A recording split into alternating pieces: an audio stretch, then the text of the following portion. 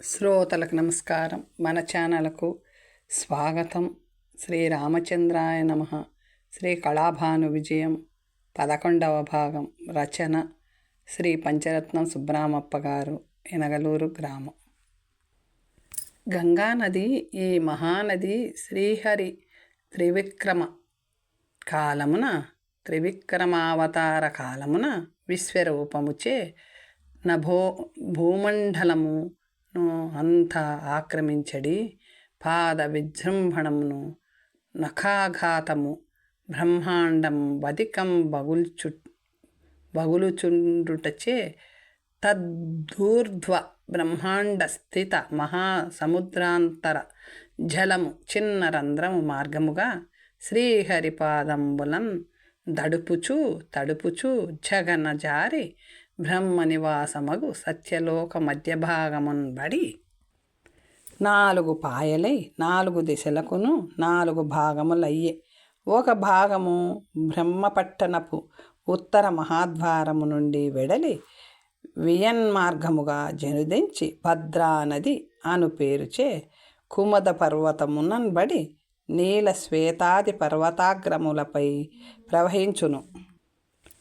శృంగనగరమును పట్టణ ప్రాంతమును భూమి ఎందు పడి ఉత్తర కురు భూముల అంటే అమెరికాలో ఉత్తరముగా ప్రవహించుచు ఉత్తర లవణ సముద్రమును ప్రవేశించు మరి ఒక శాఖ పరమేష్ఠి నగర పూర్వద్వారమున నిర్గమించి మేరు పర్వత ముఖ్య శిఖరంబగు కేసరీ శృంగమును బడి ఆట నుండి సీతానది అను పేరున పూర్వ దిశగా కుముద కుకురాది పర్వత శిఖరంబులపై ప్రవహించుచు గంధమాధవనాద్రికిన్ జని అచ్చట నుండి భూమిని బడి భద్రాస్వ వర్షము అంటే ఆసియా రష్యాలో తూర్పుగా పారుచు పూర్వ లవణ సాగరములో కలియుచున్నది. మరి ఒక భాగము నలువై పడమటి వాకిలి వెడలి చచ్చు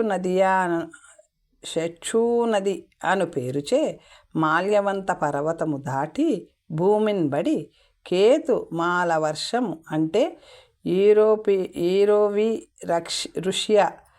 యూరోవి రుష్యాలో ప్రవహించుచు పడమట సముద్రములో కలియుచున్నది. ఇంకొక శాఖ బ్రహ్మ సదన దక్షిణ ద్వారమై మందు వెడలి అలకానందా నది అను పేరుచే మహోన్నతములను అతి దుర్గమములను నగు హేమకూటాది పర్వతములు దాటి హిమవత్ పర్వతమును ప్రవహించి ఆట నుండి వసుధార అను పేరుచే పంచ గజాయితముగా బిందు సరోవరంబునన్ దుమికి గుప్తగామిని అయి గంగోత్తరియందు బయలుపడి ప్రవహించు 7 పాయలై దక్షిణముఖముగా ప్రవహించుచు బ్రహ్మకపాల సమీపమున 7 పాయలు కలిసి ఒక ముఖముగా గంగాద్వారము అంటే హరిద్వారము చెంత జనవాసంబునన్బడి మందాకిని అను పేరుచే మహావేగముగా కర్మక్షేత్రంబగు భారత వర్షంబునన్ కలిసి ఆర్యవర్తాంతర బ్రహ్మవర్తాంకుశావర్తంబులం తడుపుచు తూర్పుముఖముగా జగన్నాథము అంటే బంగాళ కళకత్తా చెంత లవణ సముద్రము అంటే బంగాళాఖాతము నందు కలియుచున్నది. ఈ మహానది యందు సుస్నాతులైన వారు అనేక జన్మార్జిత పాపముల నుండి విడుబడుచుదురు. ఈ నదీమ తల్లికి విష్ణుపాదము నుండి బయలుపడుటచే విష్ణుపాదోద్భవయనియు దేవలోకమునన్ ప్రవహించుటచే సురనది అని వియద్గంగ అనియు ఇక్ష్వాకు వంశోద్భవుండైన భగీరథ మహారాజు తన తపోబలముచే దేవలోకము నుండి భూలోకమునకు తీసుకొని వచ్చుటచే భాగీరథి అనియు ప్రవహించునప్పుడు జహ్ను మహర్షి ఆశ్రమమును ఉంచుటచే అమ్ముని కోపమును త్రావి భగీరథ ప్రార్థితుడై విడుచుటచే జాహ్నవి అనియు మరియు అనేక కారణములు అనేక పేరులచే భరిగిన గంగానదియను ప్రధానాఖ్యచే త్రిలోకముల వారిని జాహ్నవి అనియు మరియు అనేక కారణముల అనేక పేరులచే పరగి గంగానదియను ప్రధానాఖ్యచే ఇంద్రియలోకముల వారిని తన వారిచే పావనము చేయుచున్నది. ఈ గంగానది యందు స్నానంబాచరించి తీరంబున నొక రాత్రి నిదురించిన పుణ్యపురుషుడు 1000 మంది జీవుల అన్నదానం ఆచరించిన ఎంత పుణ్యము లభించునో అంత పుణ్యం అనుభవించును. గంగానదికి 100 యోజనముల దూరమందున్న వాడైనను గంగానది అని స్మరించిన మాత్రముననే సమస్త పాపముల నుండి విడువబడి శ్రీ మహావిష్ణులోకం ప్రవేశించి పుణ్యములను అనుభవించుచు కర్మసాక్షి అయిన సూర్యభగవానుడు మకర రాశి సంచార కాలమున ఉషకాలముననే ఈ పావన నది యందు స్నానమాచరించి తన శక్తి కొలది భూత తృప్తి ఏ మహనీయుడు నర్చునో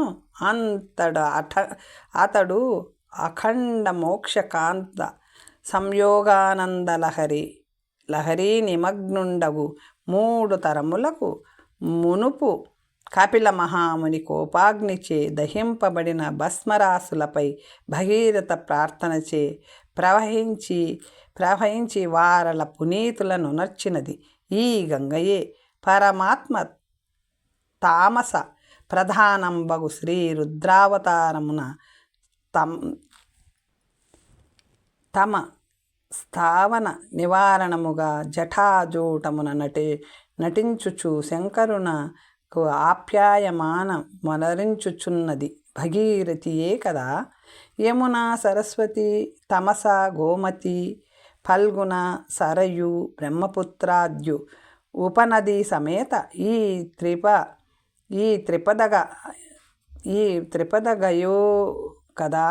మహాకవులు పురాణ మునులు దేవేంద్రాది సురులు త్రిమూర్తులు తమ పాండిత్యము కొలది స్తుతించినది మందాకిని మహానదీమ తల్లినే కదా.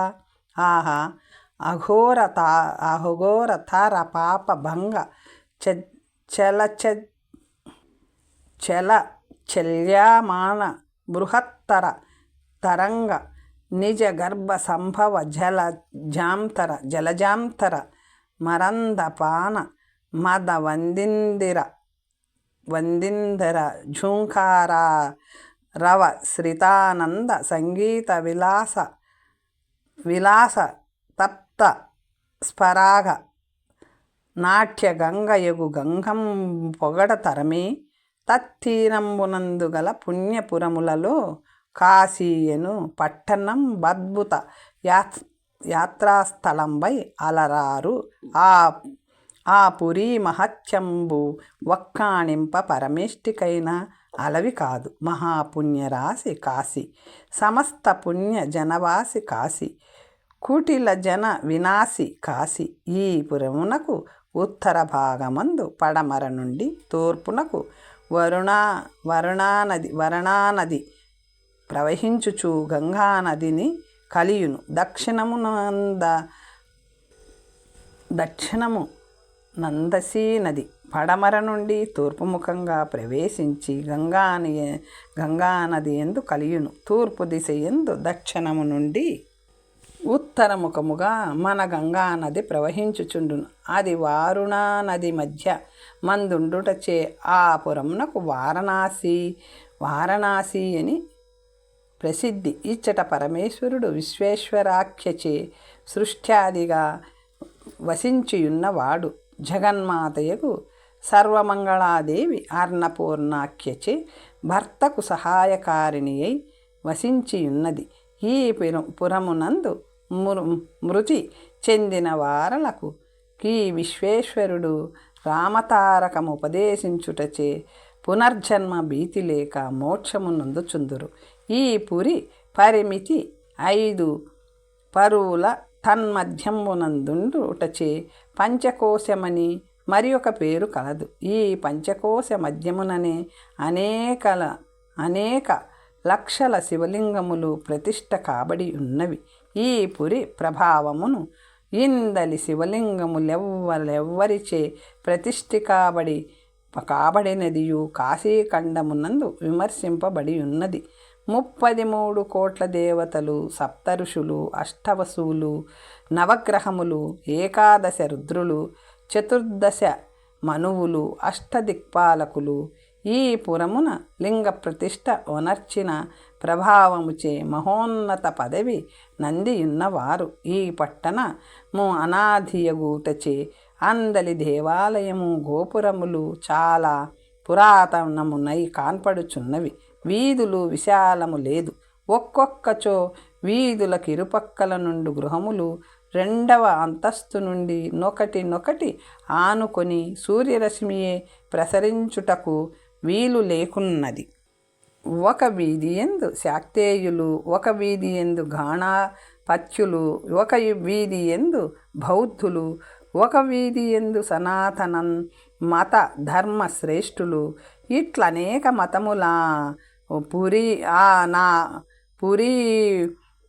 పురమందు నివాసము చేయుచున్నారు. యాత్రికులెల్లప్పుడూ ఈ పుణ్యక్షేత్రమునకు వేల మంది వచ్చుచుందురు. ఇట్టి కాశీపట్టణమున అన్నపూర్ణాదేవి దేవాలయమునందొక సుందరి 15 సంవత్సరముల వయస్సు గల ముద్దియ ధూళి దూసరాంగముతో సంస్కారహీనయై జడలు కట్టిన శిరోజములతో అనవరత బాష్పధారతో నేదోయో యోచించుచు దేవీ కళ్యాణ మంటపమున నొకచో ఆవాసము కల్పించుకొని సేవనొనర్చుచుండే. భాద్రపద మాసము షోడశ గౌరీ వ్రత దినము మధ్యాహ్న సమయమందా దేవాలయమున యాత్రికులు పురజనులు గౌరీదేవిని ప్రతిష్ఠించి కల్పోక్త ప్రకారము వ్రతమొనర్చుచు వాయనదానములు చేయుచు దక్షిణ తాంబూలంబులిచ్చుచుండ మన చిన్నది ఈ పుణ్యాంగనలకు పరిచయించుచు వ్రత కలాపములకు సహాయపడుచు నటు నిటు తిరుగుచుండే. వ్రతములొనర్చుచున్న వారిలో ఒక పుణ్యాంగన దురంత చింతాభరముచే నున్నట్టు ముఖలక్షణముల వలన తెలియచుండే. అప్పుడప్పుడు ఆయాసమా సూచక దీర్ఘోచ్ఛ్వాసను సమలొనర్చుచు ఏదో ఒక్క రీతి వ్రతమును ముగించి తన బీదతనమునకు తగు వాయన దానము కల్పించుకొని ఇండుటచే అచ్చట అందరికీ నుపరిచించుచు విరక్తి భావము చేనున్న మన చిన్నదానిని గనిన నా వంటి బీదరాలి పడుచు నా స్వల్ప మూల్య వాయనం భీమికి వశంగెదనని ఆమెను పిలిచి, అమ్మ ఈ వాయనదానమిచ్చెద స్వీకరింపుమనిన సంకోచించుచు అరిగే. అమ్మ నాకింకనూ వివాహం లేదు, నేను వాయనంబు కొనుటకు అర్హురాలు ననియే వారిరువురు ఈ రీతి ప్రసంగించిరి. పుణ్యాంగన ఇలా అన్నది, అమ్మణ్ణి కూర్చునుము, మీరు యాత్రికులా ఈ ఊరు నుండి వారా అనెను. చిన్నది, ఉండనునికియు పండ పడకయు లేని నాకొక ఊరు కలదా తల్లి, ఈ అన్నపూర్ణాదేవి ఆలయమందే నా కాపురం అన్నది. పుణ్యాంగన, నీకు తల్లిదండ్రులు కలరా, ఉండిన వారెందరున్నారు అనెను. వారెవరు అనెను. చిన్నది దుఃఖించుచు, నాకు తల్లిదండ్రులు కలరు, వారు ప్రయాగ యందుండిరి, వారికిని నాకును పూర్వకర్మముచే వియోగము ప్రాప్తించినది. నా వియోగముచే వారెందు దుఃఖించుచున్నవారో వారి కథ నాకును నా సంగతి వారికిని తెలియకున్నది. లేక మా తల్లికి నేను గర్భమును పడిన మాత్రమునని వారికి జీవనమునకు లోపమై స్థాన భ్రష్టత్వము కలిగి జన్మించిన అనంతరం బిట్టి ఇక్కట్టలచే వారును నేనును పరితపించుచున్నవారము అనెను. అనుచుండగానే ఆ పుణ్యాంగనకు గద్గద స్వరం అయ్యి కన్నుల యందు నీరు కారజొచ్చే, శరీరమెల్లా ఝుమ్రమ్మని అనియే, మాటలాడడమునకే బహు ప్రయత్నము కానవలసి వచ్చే. ఇట్లు పరితపించుచు, అమ్మాయి, నీకిది వరకు వివాహము కానిదెందుకు అనెను చిన్నది. ఆ కథ ఎందుకు? మా పితరులు నన్ను సంగ నిశ్చయించి ఉన్న పరమ పుణ్యాత్ముడు, విద్యానిధి, నవమన్మధుడు, బ్రాహ్మణ బ్రహ్మచారి ననుగామిని వగచె నెందునున్నవాడోయని. అయ్యో ప్రాణేశ్వర శ్రీపాద, నిను మరలా కాంచు భాగ్యము నాకున్నదో లేదో అని ఏడ్చె. శ్రీపాదాయనినంతనే ఆ పుణ్యంగన దుఃఖమునకు మేరయే లేదు. అమ్మా సుశీలా కుమారి, నీవింకనూ సజీవముతో నున్నావని అనుకొనలేదు. నీ జనకుడు నిన్ను వెదుకుచున్నాడు. వెడలిన వారి సరికి తిరిగి రాలేదు. పుత్రికవగు నిన్ను కాంచినప్పటి నుండి అనుమానించుచున్నానని దొబ్బుకొని దుఃఖము పట్టలేమి భోరుమని ఏడ్చె. నా చిన్నదియు దిక్కుతోచగా, అమ్మా నీవేనేమే, మా తండ్రి నన్ను వెతుకుచూ నెందున్నవాడే. నేను మహా నిర్భాగ్యురాలను.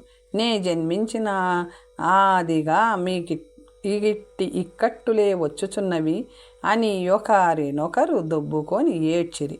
అచ్చటనున్న పుణ్యాంగనలు వారంగాంచి ఏ విషయమును తెలియక గుంపులు గుంపులుగా చేరి వారిని నిలువబడిరి. అమ్మా, ఆ బ్రహ్మచారి శ్రీపాద శర్మ ప్రయాగయందే ఉన్నాడో. ఈ ఊరికి వచ్చి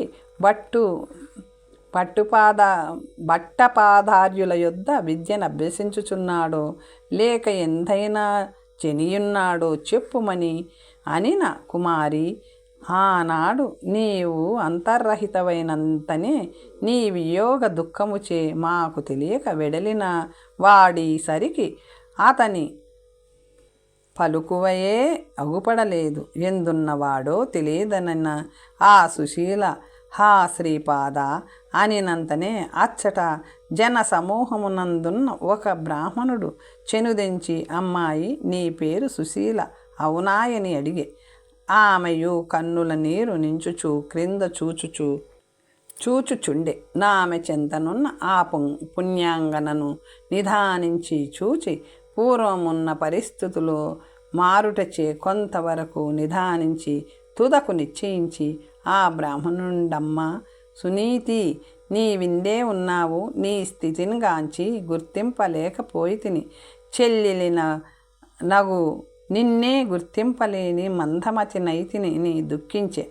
ఆమెయు తన అన్న విశ్వావసుడని తెలుసుకుని కన్నుల నీరు నుంచి, అన్న, నా స్థితి ఇంతవరకు పరిణమించే నీ కోడలే ఈ సుశీల. ఈమెను మరలాగాంచుట భూమి ఎందిప్పుడు జన్మించినట్టయినది. మీ బావగారీమెను వెతుకుచూజిని 5-6 నెలలైనది. ఈ వరకు వారి పలుకువయే తెలియదు. నీవెందుకు ఈచటికి వచ్చి ఇంటివి? అందరూ నెమ్మదిగానున్నారా? భాస్కరుడు, మీనాక్షి బాగుగానున్నారు కదా? మీనాక్షికి ఇంకను వివాహము చేయవా అని పలు మాటలచే సంతోషమును పట్టచాలక క్షేమములు విచారించే. ఆమె ప్రశ్నలకు తగు జవాబులిచ్చి, సునీతి, మీ అందరి విషయములు, మీ బాధలు, మీ వియోగములు అన్నీయు శ్రీపాదునిచే వింటి. అందుచేతనే నీ పేరు సుశీల గదాయని ఈమె నడుగుట అనినంతనే వారందరూ ఈ రీతి మాట్లాడుకొనిరి. సుమతి అన్న ఆ శ్రీపాద శర్మ ఎచ్చట చూచితిరి? అతడేమి వచించే అనెను విశ్వావసు. నేనొక కార్యార్థినై అడవులలో చుంటిని. అచ్చట నీ శ్రీపాదుడు తిరుగాడుచు సుశీలాయని తదేక చిత్తుడై ఉన్మత్తుని వలె నుండే. నా ప్రయత్నముచే కొంత ఊరట చెంది తన కథ అంతయు చెప్పి నా గతము అడిగే. నా కథనంతయును వచించితి. సాయంకాలమయ్యే. మేమిరువురము సంధ్యాకార్యములు నిర్వర్తించి ఒక శిలాతలంబుపై శయనించితిమి. నా రాత్రి అంతయు నీ సుశీలా వియోగ సంతాపముచే కలవరింపుచుండె. నేను కొంతవరకు అట్లని అతని అవస్థ కాంచుచుండా నిద్రించితి. ఉదయముననే లేచి, శ్రీపాద, నీవు బాలుడవు, నీ తల్లిదండ్రులెంతో దుఃఖించుచుందురు. మీ సుశీల నరయువార అనేక మంది కలరు. నీ ఒకండ విట్లరణ్యముల అరణ్యముల పాలవుట పాడి కాదు. కాశీనగరమునకు వెడలుము. సుశీల సంగతి మీ తల్లిదండ్రులకు ఏమైనా తెలిసి యున్నచో ఏమో పొమ్ము. నేనును ఆ కళాభానుని వెదికి ఈ సందేశము వినిపించి మా పట్టణమునకు వెళ్ళెదా. మరలా నీ క్షేమమును విచారించుకొనెదా. నే జను మార్గమంతయును సుశీలను విచారించుకొనెదా. నాకు మేనగోడలు కదా, నీకేనా అంతటి శ్రద్ధ? ఈ విచారము వదలి నిశ్చింతగా ఊరికి జనుమని ఎంతో బుజ్జగించి కాశీ మార్గముగా కొంత దూరం అరుగు వరకు వెన్నంటి సాగనంపి మరలా నేను కళాభానుని సుశీలను వెతుకుచూ ఉత్తర దిశగా వెడలితి. ఆవల శ్రీపాదుడెందెరిగెనో తెలియదు. నేను నిన్నటి ఉదయమునకు ఈ ఊరు చేరితిని. వచ్చినప్పటి నుండి విచారించుచున్నాను. భట్టపాదార్యులను ఆశ్రమమునకు పోయి ఉంటిని. అతని పలుకువయే లేదు అని చెప్పుచుండగా సువాసిని జనమధ్యమునుంది కథ వినుచుండిన ఒక వృద్ధాంగన సర్వమంగళవలే జనుదించి, అయ్యా బ్రాహ్మణోత్తమ, శ్రీపాదుడు ప్రాణముతో నున్నవాడా? మరలా నేను చూడగలనా తండ్రి? అతడున్న చోటునకు నన్ను పిలుచుకొని పొండు. లేక లేక ఒక కొడుకు కలిగి ఉండియు బిడ్డలు లేని వారి రీతి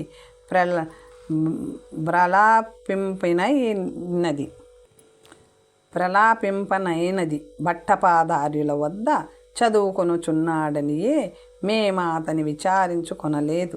ప్రయాగ నుండి వచ్చిన కొంతమంది యాత్రికులు గంగా ఘట్టమున ఈ సుశీల కథయు మా శ్రీపాదుని వృత్తాంతమంతయు మాటలాడుచుండ నేను విని నాటి నుండి ఇట్లు దుఃఖించుచున్నదాన. మా వారు రాజకార్యార్థమై పాంచాల దేశమున మణిసంజనమనుకు అరిగిన వారింకను రారైది. మా శ్రీపాదుని వృత్తాంతము వారికింకనూ తెలిసి ఉన్నదయో లేదో నేనేమి చేయుదు. నా పాలిటికి మీరు శ్రీ విశ్వేశ్వరుని వలె ఉన్నవారు మా శ్రీపాదుని ఉనికి చెప్పితిరి. మరలా వాడెందేగనో తెలియునా అని అడిగే. అంత సునీతి దుఃఖముచే, తల్లి, మీ పుత్రునికింతటి కష్టములు ప్రాప్తించుట మమ్ముల నుండియే కదా. వృద్ధాప్యము అందు మీకు సంకటములు తటస్థించినది. ఇది అంతయు పూర్వజన్మ కృతము. దుఃఖింపక మనమందరమును అన్నగారి వెంట శ్రీపాద శర్మయున్న చోటికి జని అతన్ని దోడ్కొని వత్తము. ఇంకా దుఃఖించిన లాభము లేదని అన్నా, మమ్ములన్న అతండున్న స్థలమునకు దోడ్కొని పోయి పుణ్యము కట్టుకొమ్ము. ఇంతమందికి మనస్సంతోషం బొనర్చిన పుణ్యము నీకు కలుగుననియే. విశ్వావసుడు తన చెల్లెలను గాంచి, సునీతి మధ్యాహ్నమైనది, వ్రతమొనర్చుకుని ఉన్నారు, నా వాయనదానం బొసంగుము. ఈ అన్నపూర్ణాదేవి సత్రమున భోజనమొనర్చుకొని ఆవల అన్ని సంగతులు మాట్లాడవచ్చునని నా శ్రీదేవి వారణంగాంచి, స్వామి మంచి వాక్యము సెలవిచ్చితిరి. నేనీ ఊరనే ఉండియు పండుగ నాడు అన్నపూర్ణ సత్రమునకు భోజనమునకు పోవలయునే బాగుయో. మా ఇంటికి మీరందరూ దయచేయవలయునమ్మ. మీ కుమార్తెను పిలుచుకొని రండు, పోదాము పదండి, ఆ వాయనము నాకిండు అని చెప్పిన అట్లొనర్చి వ్రతము పూర్తి వనర్చుకొని కథ విని అందరూ శ్రీపాదు నీ మందిరమునకు పోయి భుజించి అనంతరమున శ్రీదేవి సునీతి సుశీలనను కూర్చుండబెట్టుకొని ఆ కథ వినుడు, నా కథ వినుడు. ఆవల మీరెచ్చటికి పిలుచుకొని పొమ్మన్న నటకు తోడ్కొని పోయేదన్నట్లు శ్రీపాదుని కొంత దూరం కాశీకి బొమ్మని సాగనంపి నేను వెనుకంగు తిరిగి ఉత్తరాభిముఖుండనై కళాభాని నరైచు పోవుచుండ కొంత దూరం నుండి అయ్యా బ్రాహ్మణ నిలిచి నాతో మాట్లాడి పొమ్మను నొక ధ్వని వినంబడి నలుప్రక్కలు గాంచితి. నాకెవ్వరు అగుపడరైరి. మరలా అదే రీతి విననయ్యే. అశ్వత్థ వృక్షంబుపై చూతున్ గదా తాటి మర్రిమాని పొడువున వికారాకారముతో ఒక బ్రహ్మరాక్షసి కూర్చుని ఉండ చూచితి. నా యొడలంతయు జడ పుట్టి నోట తడియారే. నడుగిటుటకే విధిలేకపోయే.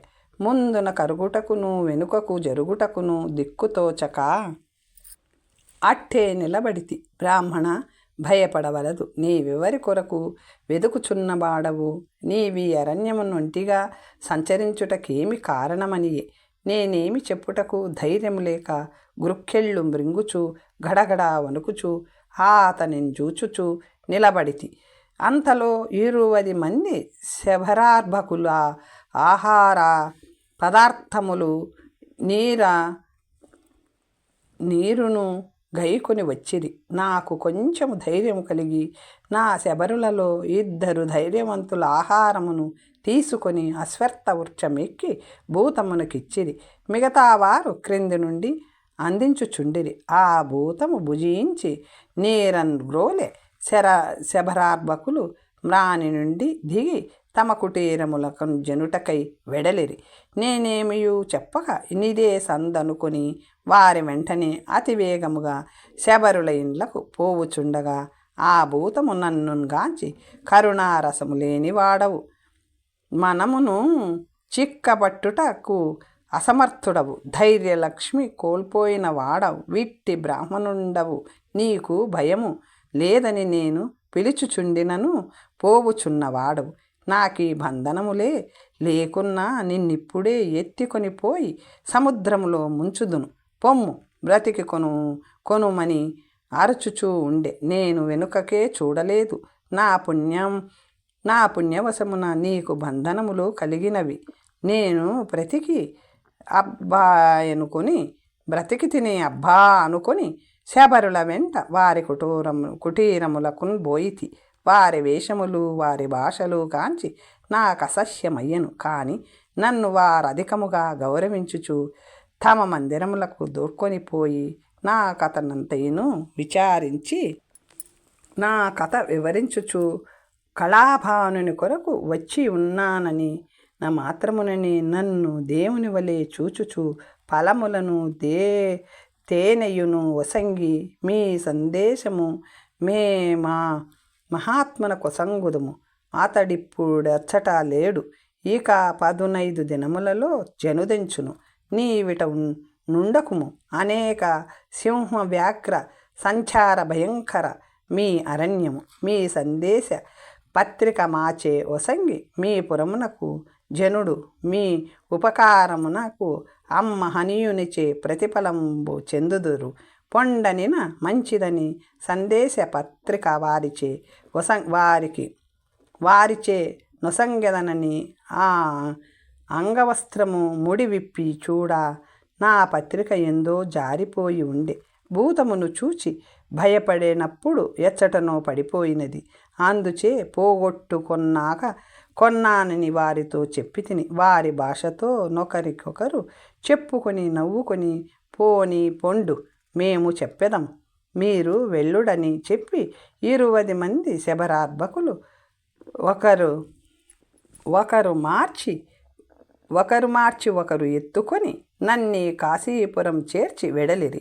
నేనిట కరుదెంచి 2 దినములైనది. శ్రీపాదుని విచారించి తిని. అతని సంగతి ఒకరైనను చెప్పరైరి. అది మిగుల భయంకరారణ్యము. క్రూర మృగములు కలవు. ఆ భూతము కలదు. కానిమ్ము చూతము. ఆడువారు ఆ అరణ్యమునందిరుగాడ సాధ్యమగుని. నేడో రేపో రాకుండునే యోచింపకుడని సుశీలను గాంచి అమ్మాయి పరిశుద్ధ స్నానతవై ఇచ్చటికి వచ్చుచున్న అప్పుడు పరిశుద్ధ స్నాతవై ఇచ్చటికి వచ్చినప్పుడు దృశ్యవైతివని చెప్పెదేరే. అప్పుడు నీ వెచ్చటికి పోయితివి, ఇచ్చట నుండుటకేమి కారణము? నీ కథ అంతయు చెప్పుమనిన సుశీల తన కథ చెప్పుటకు ఉపక్రమించెను. తరువాత కథ వచ్చే భాగంలో తెలుసుకుందాం. ఓం స్వస్తి.